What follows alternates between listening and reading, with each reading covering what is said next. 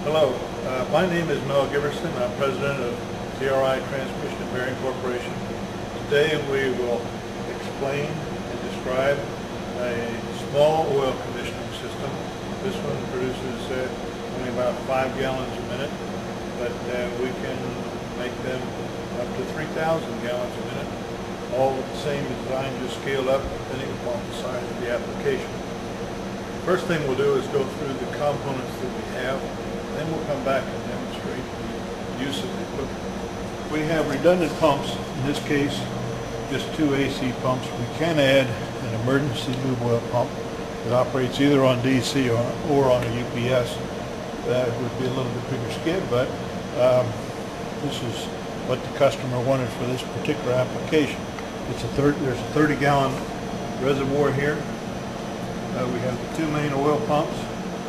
Suck oil from the bottom of the reservoir, and then they discharge to a header, and we have the discharge pressures for each of the pumps independently shown, and then that header comes into a pair of spin-on filters. It's called a duplex filter system, and we can select one filter, we can select the other filter, we can go in between, and we can do that without loss of pressure.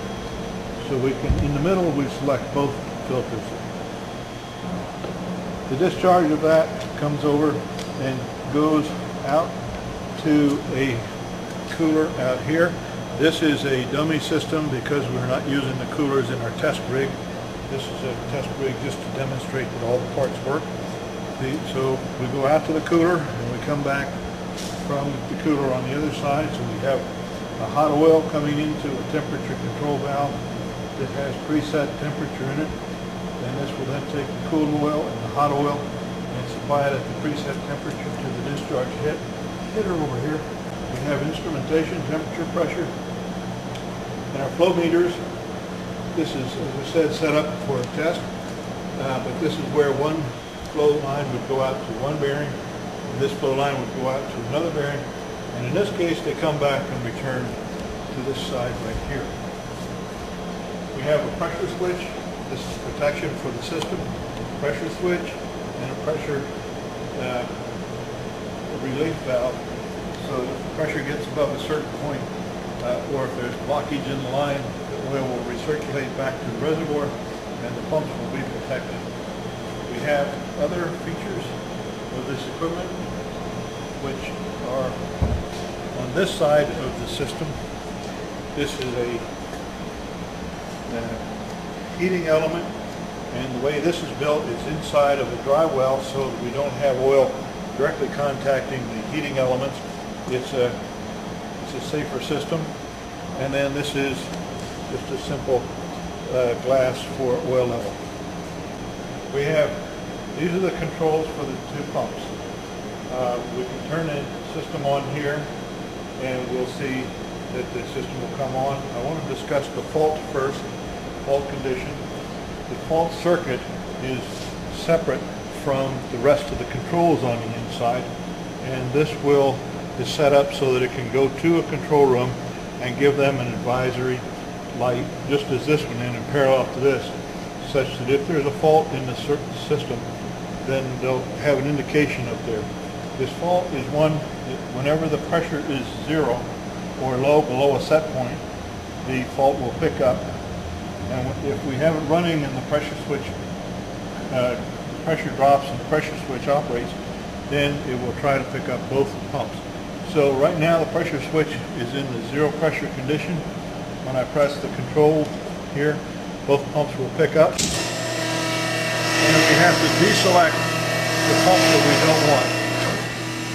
Now it's running on one pump, and I will lock out the fault light.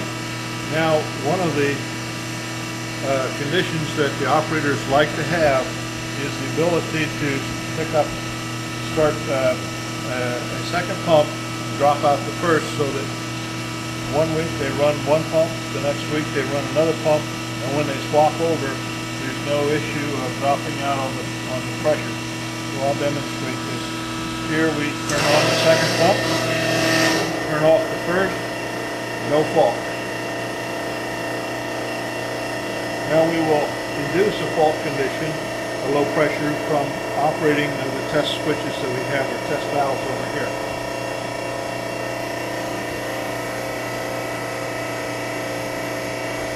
These valves regulate the flow to the bearings, assuming these were bearings. And in actual operation, we would not have valves, but we're doing them for purposes of test here.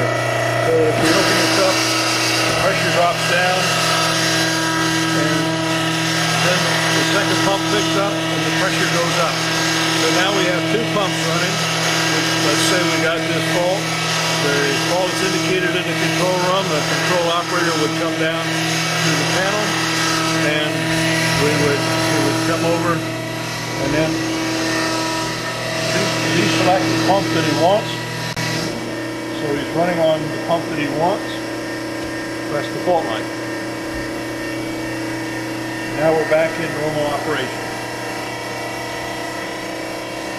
That's how simple this system is to operate. In this particular case, we have the customer has oil-to-air coolers, two of them, so that the line from the pumping system goes out to the two oil-to-air coolers and comes back. And those oil-air coolers will be mounted in the vicinity of this system, but up off the ground, so we don't get any excessive dust in the fan units. That's the end of the demonstration that we have. And again, when the power drops off, the fault light picks up, and you can't shut it off. I can show you one other piece. If somebody comes along and tries to shut it off, as soon as he lets go, it's going to come back on. So in order for someone to really shut this thing off, you either got to shut this off, or he has to hold these off. But in any case, there will be a fault light that goes to the control room. So someone can come down and deal with the situation quickly. Thank you.